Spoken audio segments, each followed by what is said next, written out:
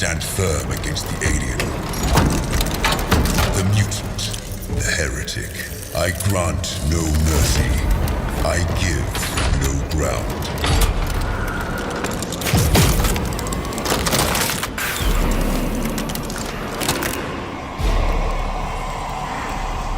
With humility I bear the Imperialis, the symbol of loyalty unbroken. With reverence I receive actuation, awakening the armor spirit. With pride I wear the symbol of my chapter, and join my brothers in war.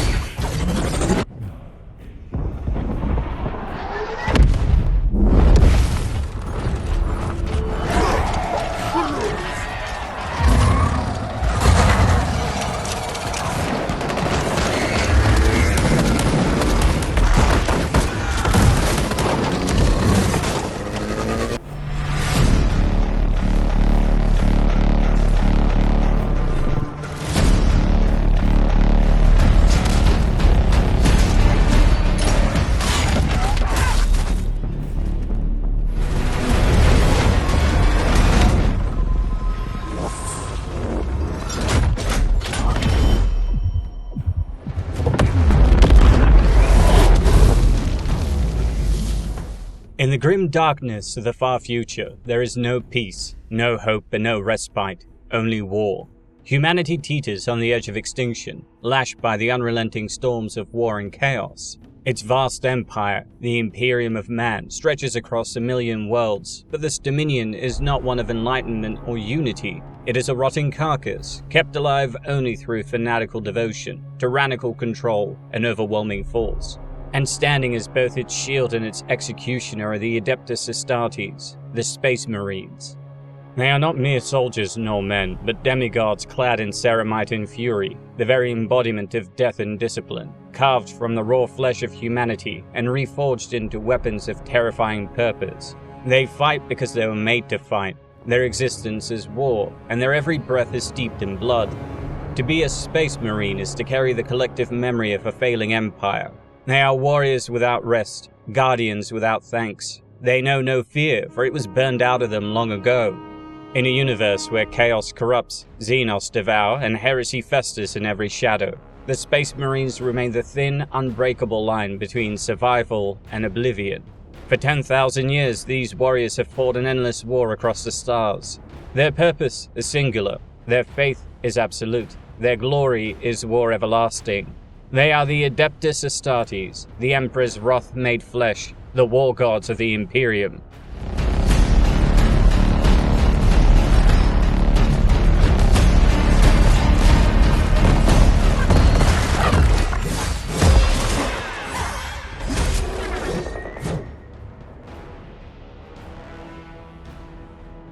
Before the angel came the architect, and before the fire came the forge. To understand the genesis of the Adeptus Astartes, the Space Marines, mankind's angels of death, you must first confront the will behind their creation, the will of a being known as the Emperor of Mankind. His name is whispered as a prayer, roared as a battle cry, and revered as a god, but he was not always divine. Before the Imperium, before the thunder of legions shaking the stars, he was a man. The origins of this man are buried beneath enforced ignorance and deliberate myth. Among the few who dare question the sanctioned truth, it is said that the Emperor was born over 38,000 years before the present age, his soul forged through the collective sacrifice of ancient shamans who foresaw the rise of chaos and gave their lives to create a perpetual guardian for humanity, immortal, psychic, beyond comprehension. Whatever the truth, this being walked among humanity for millennia, silently guiding, manipulating, and shaping the course of human history like a master artisan tending a fire. He advised kings, seeded technologies, and subtly nudged civilization forward until patience was no longer sufficient, until extinction loomed and intervention became imperative. By the 30th millennium, Terra had become a wasteland of nuclear ash and techno-barbarism. The glories of the dark age of technology lay in ruin, their marvels lost in the aftermath of rogue artificial intelligences and warp storms that had severed human worlds from one another. The galaxy was a graveyard and mankind teetered on the brink of annihilation. From this darkness rose the Emperor. He did not ask for obedience, he demanded it. With sciences older than memory and genetic knowledge now considered heretical, he began the grand design that would reshape the stars. The Emperor of mankind sought not merely to defend humanity, but to elevate it, to impose order upon the anarchic void. But even he, a being of near infinite genius and ambition, could not achieve this goal through diplomacy or faith. In an age when the galaxy burned and alien horrors surged from the darkness, the only tool worthy of his vision was a sword. Thus was born the Adeptus Astartes, an army of superhuman warriors each capable of outmatching dozens, hundreds and even thousands of normal human soldiers. But before the Space Marines, he required something greater. He needed prototypes, icons, sons, and so it conceived the Primarks, 20 transcendent beings crafted in the gene labs beneath the Himalayan mountains. They were not merely generals, they were myth given form. Each was engineered to embody a particular aspect of war, culture, and leadership. Together, they would lead the legions and become living symbols of mankind's rebirth. But in a cataclysmic event known as the Scattering, the warp reached out and tore the Primarks from the Emperor's grasp. They were hurled across the stars, lost to time and space, deposited on distant worlds where they would grow without guidance, shaped by alien suns, strange cultures, and hostile environments. Stricken but undeterred, the Emperor turned to what remained, the gene seed of the lost Primarks. From this genetic essence, he created the first Space Marine legions. Each legion was an echo of its missing father, a sculpted shadow of what would one day be rediscovered. These early Astartes were not yet complete, not yet whole, but they were warriors, loyal, fearsome, unyielding.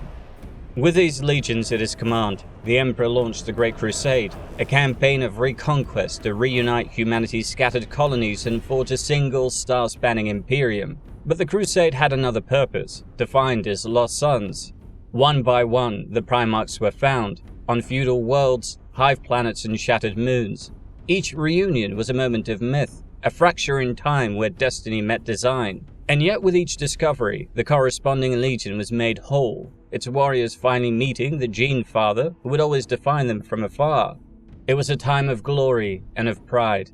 The legions swelled in number, some to hundreds of thousands. Each was shaped by the Primarch who led it, not only in strategy and combat doctrine, but in culture, temperament and belief. They were more than armies, they were ideologies. But herein lay the tragedy.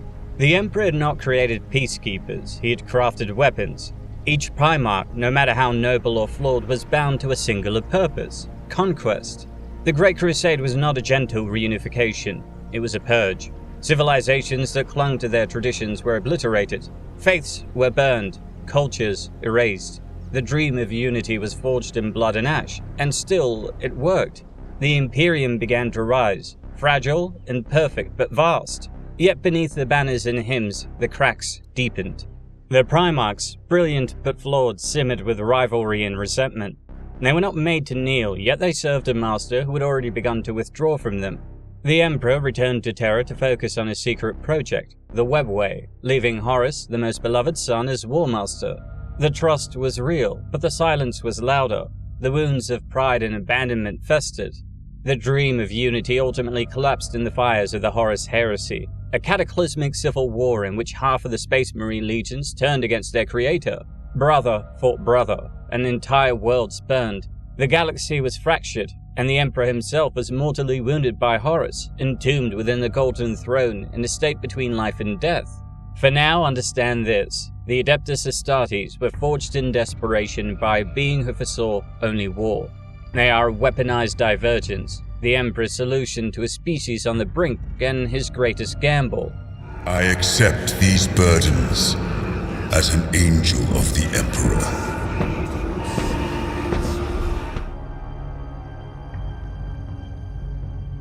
A Space Marine is not born, he is reforged, his flesh broken, his essence rewritten, his humanity stripped away cell by cell until only purpose remains. What emerges from this crucible is no longer a man, but a weapon, a living monument to the Emperor's will, encoded in flesh, sanctified in fire, and unleashed upon the galaxy. Strip away the ceramite and iconography, and what you find is not a man in armor, but something stranger. A being forged by science, sorcery, and sacrifice. A creature whose very existence is a form of worship. For the process that births an Astartes is not enhancement, it is transformation. And at its heart lies the Emperor's forbidden legacy, Gene Seed. The Gene Seed is the biological inheritance of the Primarks themselves, a genetic code etched by the Emperor in the early days of the Great Crusade. Each of the 20 Space Marine legions carried within its Gene Seed the traits of its Primarch, physical, mental, even spiritual. It is not merely the blueprint from which the Space Marines are made, but a living system, mutagenic, volatile, and fragile. This material does not sit inert, it mutates, it decays, it evolves. It defines not only the physiology of a Space Marine, but his behavior, his compatibility with the myriad organs he must endure, even his dreams. A flaw in the system can ripple down centuries, producing chapters cursed with madness, mutation, or death. The Imperium watches these deviations with obsessive paranoia, for a corruption in the Gene Seed is not seen as a biological error, but as a heresy written in blood. The forging begins with pain. The transformation of a mortal into an Astartes requires the implantation of up to 19 specialized organs, each a masterwork of bioengineering, designed to twist a body into something new. These organs are not simply added, they are integrated, fusing with nerves, blood, bone, and memory. Over years, the recruit is sculpted, bit by bit, into something alien. The secondary heart allows him to survive trauma that would kill an organ, a huge and physically powerful, abhuman mutant subspecies of humanity. The osmodular reinforces his skeleton into a near-solid cage of fused bone. The biscopia explodes his musculature into transhuman might. The hemistamen rewrites his blood to thrive in toxin-rich battlefields. The Laraman's organ seals wounds in seconds. The catalepsia node lets him sleep with only half a brain. Rest becomes optional. Fear becomes irrelevant. The Priamna neutralizes poison before digestion.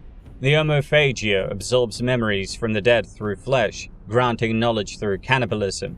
The multi-lung extracts oxygen from vacuum and acid alike. The oculobe grants predator vision, and the liman's ear perfect balance and auditory filtration. Every sense is sharpened, every weakness is corrected. The cystin membrane allows for suspended animation. The melanochrome protects against radiation, often altering skin pigmentation into the unnatural hues that mark the Astartes as something beyond human.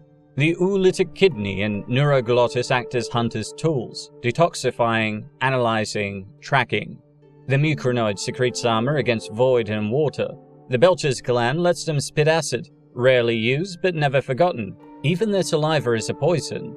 But none of these match the importance of the progenoid glands, the sacred organs implanted into the neck and chest. These harvest gene seed from the Marine as he matures, ensuring his genetic legacy can be passed on.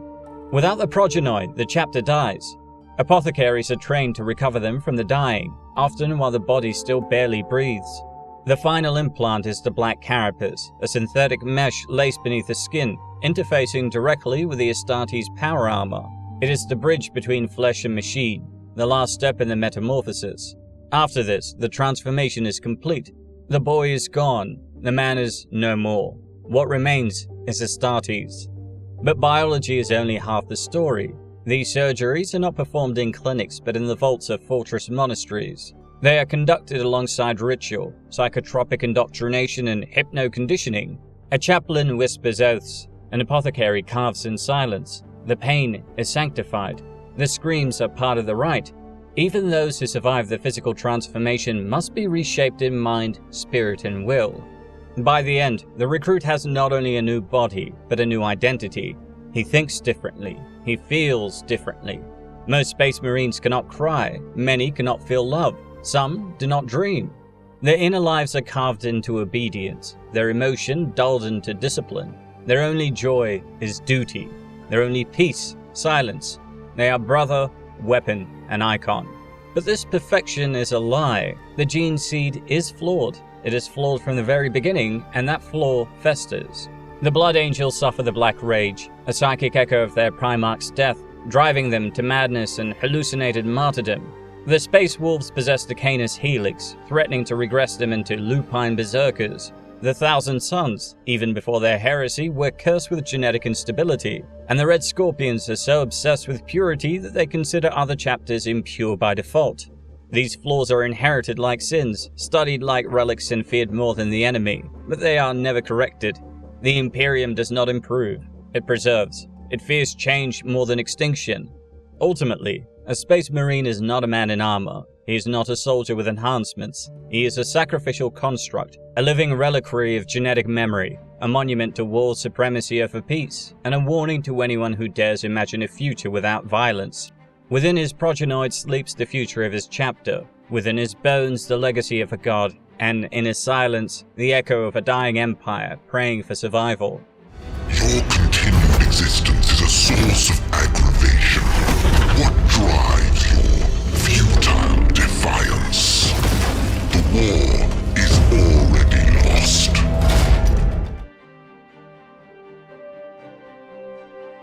To comprehend the Adeptus Astartes is not merely to chart a classification of soldier, it is to trace the Emperor's evolving vision of war. Every iteration of Space Marine, each breed, each deviation, each reimagining, marks a moment in the Imperium's long struggle to survive itself. From the proto-soldiers of a dying world to the post-human sentinels of a crumbling empire, the development of the Astartes is a history of desperate brilliance, flawed genius, and adaptation through catastrophe. This is not a taxonomy of war gear, this is the chronological anatomy of the Emperor's wrath.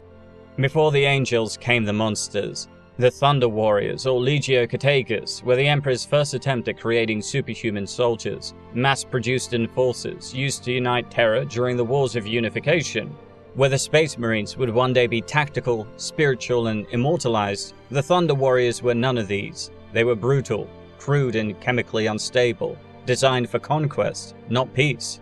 Their gene enhancement was primitive compared to the Astartes, relying on vat-grown organs and aggressive hormonal therapies. They aged rapidly, suffered mental degradation, and frequently died in combat or madness. But they were unstoppable. With bolters, swords, and brute strength, they crushed the techno-barbarian states of old Earth and paved the road for the Imperium to be born. They were also inconvenient, and so when their work was done, they were exterminated, silently and systematically, by the Custodes and the early Space Marines during the Ceremony of Unity. A few escaped into the wastes of Terra, but for most, their reward for victory was annihilation. The true Astartes, the firstborn, were the Emperor's perfected warriors. Designed with vastly improved stability, modular combat capability, and psychic insulation, they were created through gene forging and implanted organ sequences derived from the Primark project. These were the warriors of the Great Crusade, the Lunar Wolves, the Ultramarines, the Salamanders, the Iron Hands, the Dark Angels, the White Scars, the Space Wolves, the Imperial Fists, the Blood Angels, the Raven Guard, the Night Lords, the Word Bearers, the Alpha Legion, the Thousand Sons, the World Eaters, the Emperor's Children, the Death Guard, the Iron Warriors, and the two forgotten, erased from history, the 2nd and 11th Legions. Created from the genetic material of their missing Primarks, they numbered in the hundreds of thousands, and were each divided into vast legions. Their purpose was not merely conquest, it was reunification. They were to bring the Emperor's light to the stars and extinguish anything that resisted. The firstborn were versatile, loyal, and glorious, until they weren't. The Heresy proved that even gods can fall, and in its wake, the legions were deemed too dangerous to remain whole. Gilliman's Codex shattered them into chapters of no more than 1,000 warriors, and from the smouldering ruins of the legions, the second founding gave rise to the chapter system that persists to this day. The firstborn remained the mainstay of the Astartes for 10,000 years. Veterans of countless wars, keepers of legacy and shame. They are not obsolete, but they are aging, and the Imperium does not like to wait. With betrayal came transformation. The traitor legions, the 9 that turned during the Horus Heresy, retreated into the Eye of Terror, where time is a wound and matter is a lie. There, under the patronage of the Chaos Gods, they mutated. The Sons of Horus became the Black Legion. The World Eaters, Emperor's Children, and Death Guard were physically and spiritually twisted by Khorne, Slaanesh, and Nurgle.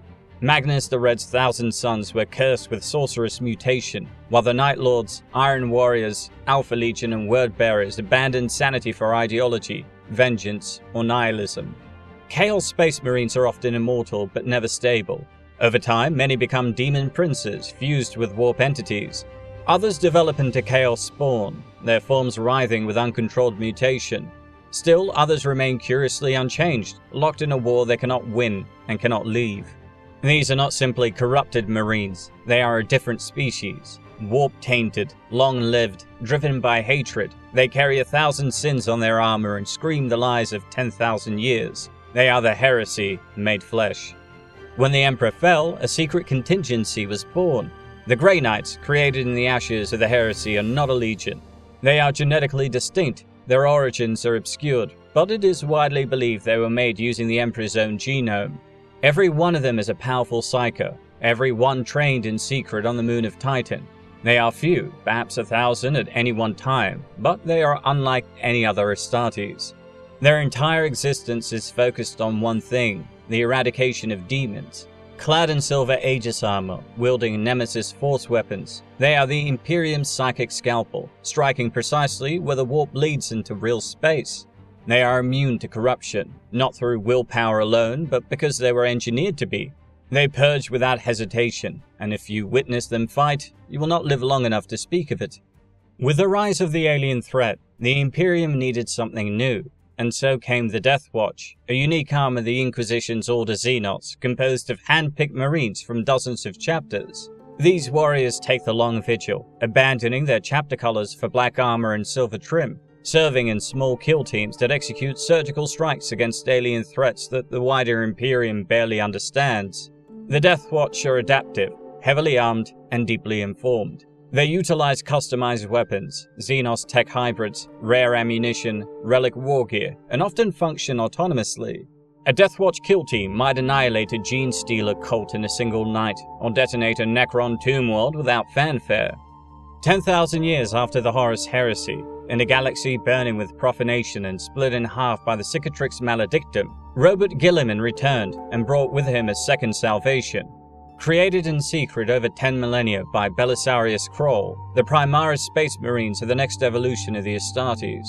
Engineered using the Emperor's original notes, they possess 3 additional gene seed organs and vastly enhanced capabilities. They are stronger, taller, and less prone to mutation or psychic instability. First deployed during the Indomitus Crusade, Primarks were assigned to the new Ultima founding chapters, like the Hammers of Dawn, but were also integrated into existing chapters, much to the unease of some veterans. Their war gear, Mark X armor, auto-bolt rifles, plasma incinerators, is designed for flexibility. Their squads, intercessors, aggressors, inceptors, suppressors, are purpose-built for modern warfare, but they lack the legacy, ritual and scars of their firstborn brothers. Some view them as usurpers, others as saviors. What cannot be denied is this: the Primarks are the future, whether the Imperium is ready or not. Beyond the known and sanctioned lie the outliers, Astartes whose gene seed is mutated, whose loyalty is complicated, or whose existence borders on heresy. The Blood Angels and their successors bear the Red Thirst and Black Rage, psychic scars from Sanguinius's death. The Space Wolves suffer from the unstable Canis Helix, producing the Lupine Wolfen. The Dark Angels maintain the secretive Inner Circle, hunting the fallen with obsessive zeal. The Carcharodons, Minotaurs, and other semi-mythical chapters are suspected of black operations and grim methods, their origins unclear. The Black Shields, renegades with no heraldry, roam the galaxy as mercenaries or penitent crusaders. Rumors persist of unnumbered sons, Primarks without chapter, wandering the void, awaiting purpose. Some are loyal, some are useful, all are dangerous.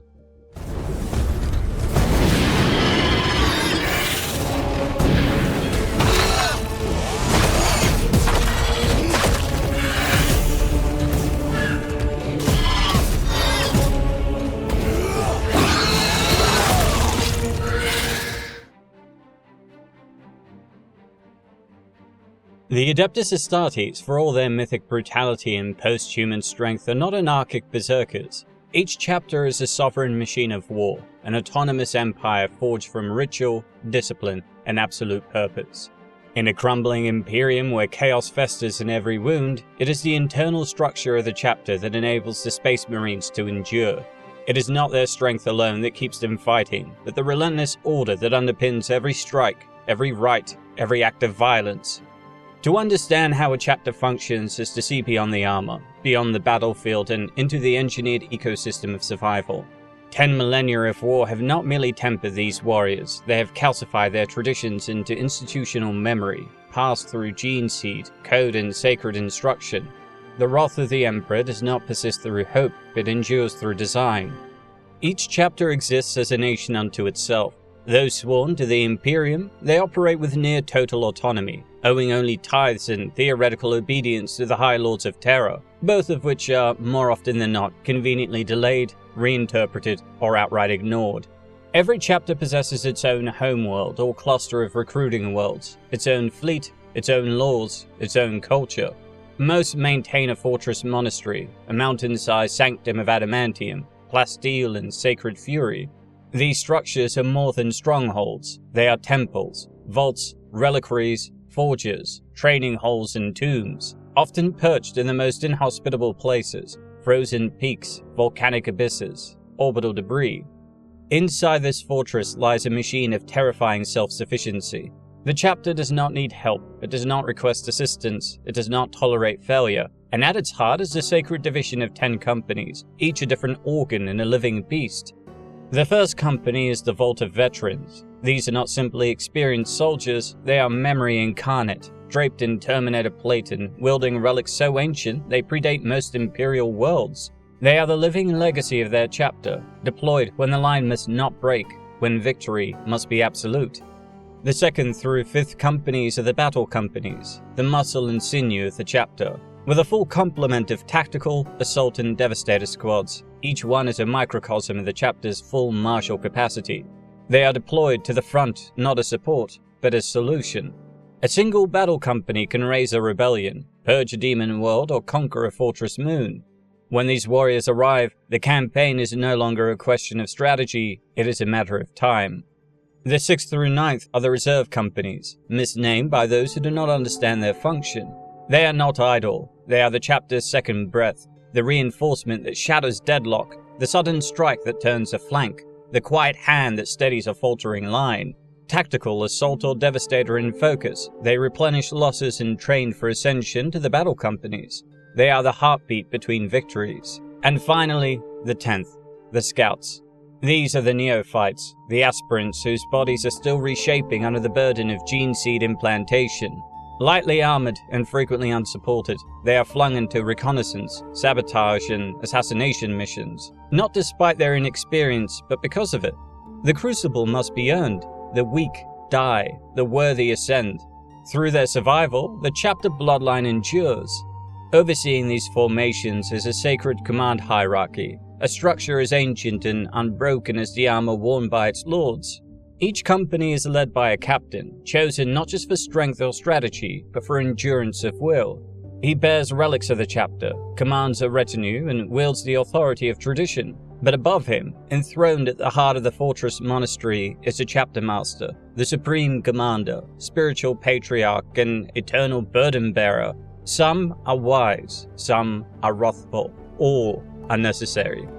Flanking them are the chapter's spiritual and strategic organs, the chaplains, black-armored priests who guard against heresy and doubt, the librarians, sanctioned psychers who wield the warp with leashed fury and relentless caution, the apothecaries, custodians of life and gene seed whose work determines whether a warrior's death means renewal or extinction, the tech marines, divided in soul between Mars and chapter, maintaining the war machines and whispering to the machine spirits, and the company champion, duelist and ritual executioner, the blade of honor drawn in the Emperor's name.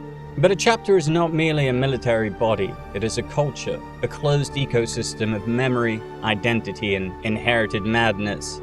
Each chapter writes its own scriptures, honors its own heroes, maintains its own rights. The Ultramarines, ever the architects of order, cling to the Codex Astartes as if it were divine truth. The Space Wolves laugh at such dogma, organizing into great companies and celebrating saga over rank. Ritual permeates every aspect of life, from the fastening of armor to the naming of weapons, from the branding of oaths to the interment of the dead. Every relic tells a story, every battle brother is a vessel of accumulated legend. Memory is not personal, it is institutional. The names of the fallen are etched into walls and minds, carved into data slates and sung in battle chants. A dreadnought is not a machine, it is a sarcophagus that speaks. The honored dead are kept close, either in ceremony or in war. Veterans may become relics, heroes may become myths, myths in time become doctrine. And within this insular ecosystem lies the paradox of the Adeptus Astartes. They serve the Imperium, but they are not part of it. They are separate, superior, detached. They do not answer to imperial governors, and they do not take orders from the Astra Militarum. They choose their battles, they prosecute their wars, and they do so not out of obedience, but because it is what they were made to do. This autonomy is both a necessity and a threat, one granted in the aftermath of the Horus Heresy to prevent the rise of another Warmaster. The Codex Astartes shattered the legions into smaller chapters, enforcing control through separation, and yet that independence has bred pride, secrecy, and sometimes heresy. Some chapters vanish for centuries, answering no calls but their own. Others obsess over singular worlds, treating them as sacred charges, and a few, like the Black Templars, abandon the concept of stationary life altogether, casting themselves into the void on eternal crusade, fueled by fire, doctrine, and unquenchable wrath. This is not a flexible system. It is not a democratic one. It is rigid, ritualistic, and often contradictory. But it works, because in a galaxy where even time itself decays, the Space Marine chapter is resilient. It is a machine that breathes memory and bleeds vengeance, a cathedral that fights, a tomb that marches. The chapter is the Astartes' shield against entropy. It is their meaning, their past, and their future. It binds them in structure, it commands them in ritual, and it drives them in war. For in the 41st millennium, it is not innovation that survives, it is what endures. And nothing endures like a chapter of Space Marines. Victory. That is what the preachers cry from the spires of their temples. What commanders tell the soldiers in their service. The Indomitus Crusade meets with triumph after triumph. Day by day we tear Imperium Nihilus from the despoiler's grip. And though we are beset on all sides, with each battle we drive back the mutant, the heretic, the alien. There is no such thing as a peaceful Space Marine. The Adeptus Astartes were never built for compromise or diplomacy. The very concept of negotiation is alien to them. Their arrival on a battlefield does not mark the beginning of a military campaign. It marks its end. Their wars are not won through attrition, politics, or prolonged siege. They are resolved in sudden, decisive firestorms. Each Astartes is a precision instrument of annihilation, designed, enhanced, and forged for the singular purpose of killing in the Emperor's name. Whether regiments of the Astra Militarum dig in for years of meat-grinder warfare, the Space Marines descend from the heavens like the wrath of forgotten gods, and the manner in which they fight, swift, surgical, and ritualized, speaks volumes about what the Imperium truly values: results, spectacle, and finality. The Space Marines do not wage war in great numbers. A single chapter consists of only 1,000 warriors. A single company might prosecute an entire planetary campaign. Yet this is not weakness, it is design. Each warrior is a mobile fortress of flesh and ceramite, a one-man apocalypse capable of autonomous action, independent logistics, and devastating precision. They do not require vast supply chains, commissars, or reams of bureaucracy to function. They are self-contained agents of carnage, and their doctrine revolves around 4 pillars: rapid deployment, shock and awe, decapitation strikes, and the complete denial of enemy resources. They are not strategists of occupation, they are executioners. They arrive from orbit, flung through the void in vessels of war, strike cruisers and battle barges, bristling with macro batteries and launch bays. Their descent is a cosmic punctuation mark. Drop pods are perhaps the most iconic tool of their wrath, fired like steel meteors into the hearts of enemy formations.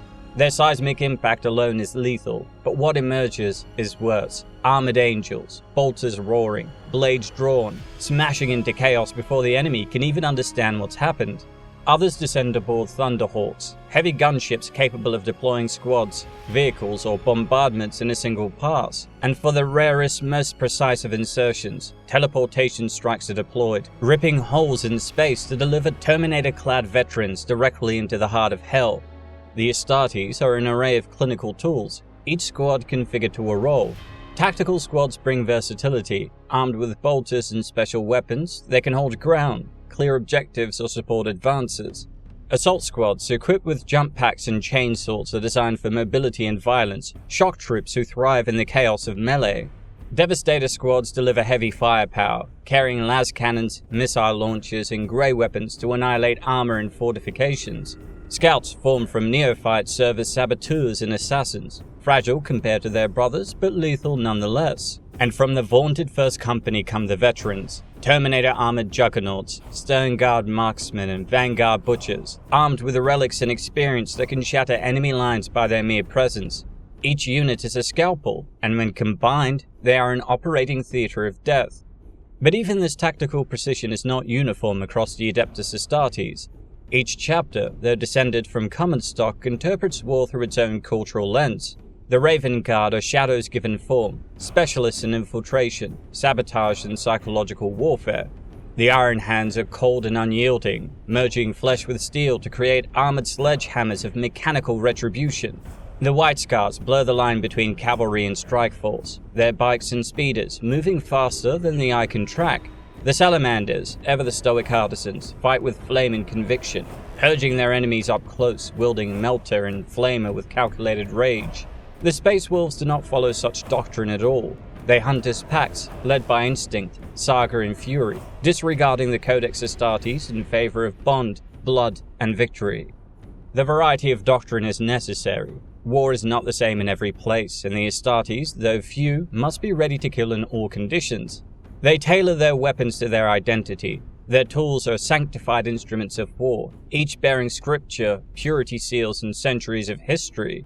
A bolter is not just a firearm. It is a .75 caliber mass reactive weapon that explodes inside the body of its target. Every round is a thunderclap. Every kill is a sermon. Chainswords are sacred relics of ritual murder. Power weapons are sheathed in disruptive energy fields. Thunderhammers are kinetic monuments to obliteration, and lightning claws turn Astartes into shredding maelstroms of death. The armor they wear is no less revered. Power armor is not simply protection, it is symbiosis. Each suit is sealed to the Marine's black carapace, turning flesh and plate into one. It enhances strength, monitors vitals, amplifies senses, and provides life support in even the most hostile of environments. Some suits are thousands of years old, passed down from warrior to warrior, each bearing the battle scars of forgotten wars and the names of brothers long dead. For the Primarks Marines, the MKX Gravis and Phobos variants offer enhanced mobility, protection, and integration with advanced war gear. But whether old or new, each suit is a cathedral of destruction. And then there are the vehicles, tanks and hammer transports of the Astartes. Rhinos deliver squads through fire and fury. Razorbacks provide transport and gunfire. Predators, Vindicators, and Whirlwinds deliver concentrated devastation. Land Raiders breach fortresses with contemptuous ease. Repulsors hover across the battlefield, ferrying Primaris Marines into the crucible of fire. Storm Talons scream through the atmosphere like raptors. And at the heart of it all, the Dreadnoughts, dead warriors encased in walking tombs, still killing centuries after their mortal bodies have failed. Each one is a relic, each one a god machine of vengeance. This is not just war, this is extermination crafted into ritual. The Space Marines do not grind, they strike. Their strategic ethos is clear. Identify the critical point, be it command, infrastructure, or morale, and annihilate it. When a Chaos Warlord falls to a decapitation strike, his army collapses. When a hive mind synapse is shattered by orbital assault, the Tyranid swarm shatters. When a sorceress warp gate is closed by fire and steel, demonic incursion fades. The Astartes do not simply kill, they unravel the enemy's reason to fight. Every battle is both physical and symbolic. A Blood Angel's charge is a reenactment of Sanguinius' martyrdom. A Night Lord's raid is terror weaponized. An Ultramarine campaign is a lesson in order over anarchy. Each chapter fights as it believes, and belief in the Imperium is more powerful than truth. What makes the Adeptus Astartes terrifying is not just their weapons, their armor, or their tactics, it is their purpose. They are not simply soldiers. They are the ghosts of a dead dream, the Emperor's vision, broken and reforged into machines of survival. They are reminders of what humanity once aspired to be, now wielded as blunt force trauma against the enemies of that long-lost future. They ask no questions. They offer no compromises. They fight because they must. In the 41st millennium, a galaxy drowning in madness, mutation, and corruption, the Space Marines are the angels of death preventing the Imperium from collapsing into oblivion. Company command! This is first platoon! We've lost the square! We can't hold it!